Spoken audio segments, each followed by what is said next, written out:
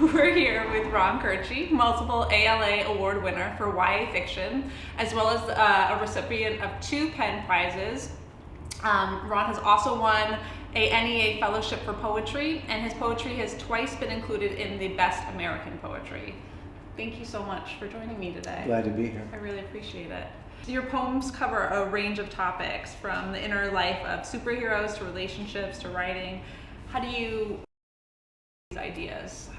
I tend to read somebody else until something that they've written about or said, like a single word in somebody else's poem, will just kind of get me going. I mean, I don't get elated particularly about writing well, and I don't get depressed about writing badly. You know, I go to work. I take my little lunchbox upstairs and Buddy the cat, and I go to work. What advice would you have for an aspiring poet or someone who's just starting out writing? I've had this question, and I try to think of interesting answers, and I'm going to give the dull answer. There's just no choice. You just have to find someone that you love and read him or her a lot, and then find someone that you really detest and want nothing to do with, and then read him or her more than the person that you love. I think that's great advice. I just made it up. I never gave it before. I think it was a great. But I mean, that could be true of any kind of writing. Oh, absolutely. Read something completely different. Like, I don't like to read fiction. I like to read autobiography and biography. That's the advice. But there's no way around working working in the medium. I mean, you take pottery, right? I mean, you can't just sit around and wait to be inspired. You have to sit down and work with the clay. So you just can't wait for stuff, you know. You just have to sit down and work with the language. That's what you got. If I don't work literally every day, I get very hard to live with. You know, and I'm cranky, and I go to the track in the afternoon and lose a couple $100, and I'm really cranky.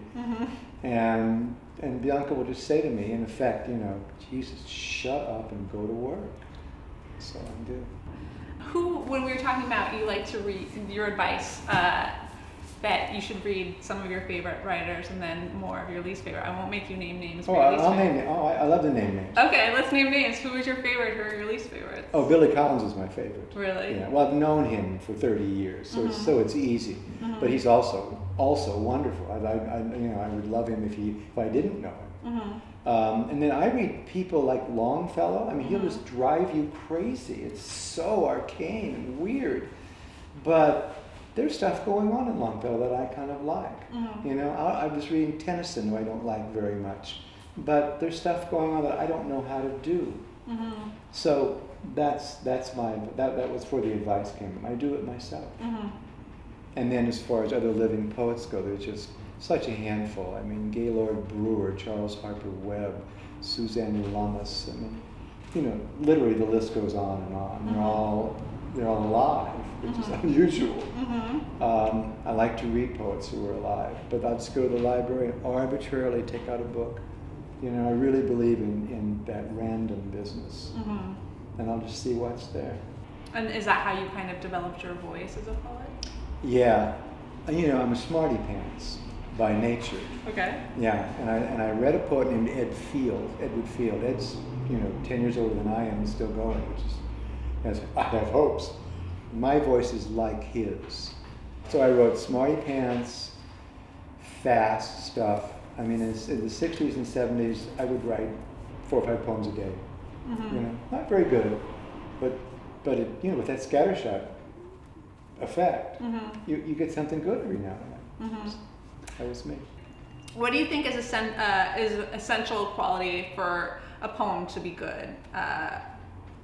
Your poems are they're very deep, but they're also very direct. How do you feel about poems that are more elusive or abstract?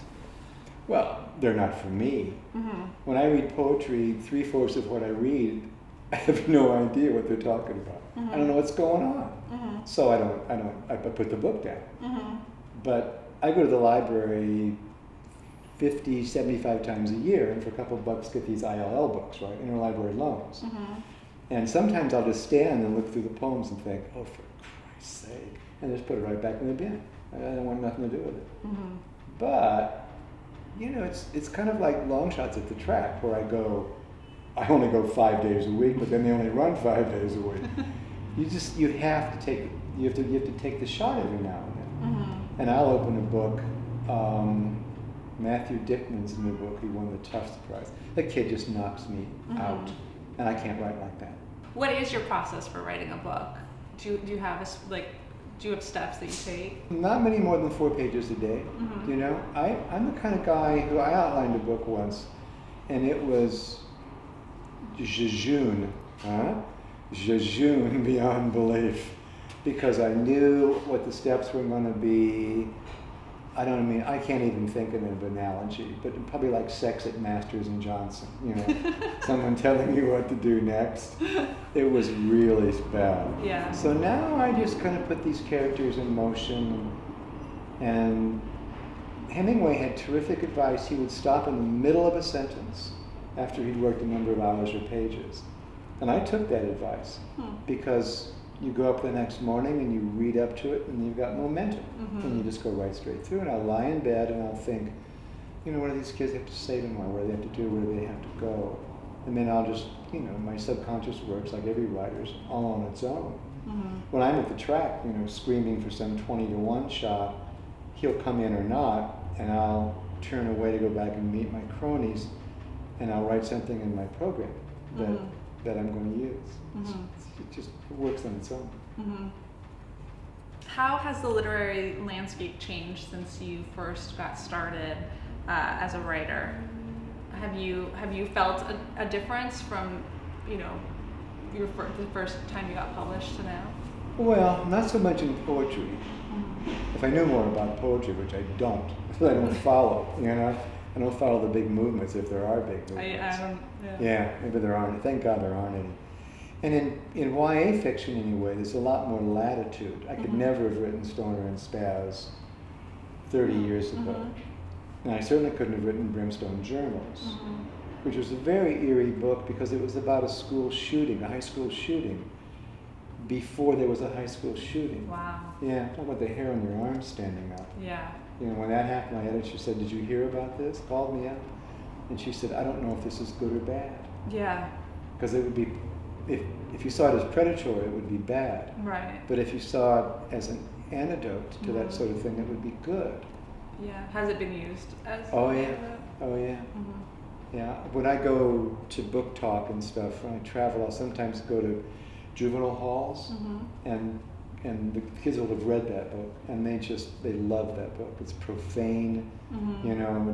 It has guns. It's got confused, angry kids. It's the darkest thing I ever wrote. I can't wait to read it. Yeah, it's really, and, you know, it's really something. And I tell these kids, I mean, you know, I go into the juvenile hall, and there's guards all over, and I'm sitting here, and they come in and they're, you know, orange jumpsuits, which means that they've been at or near a shooting, or they've been the shooter. And I tell them that they could write that book. They could write a book like that. Because my students had to tell me these stories.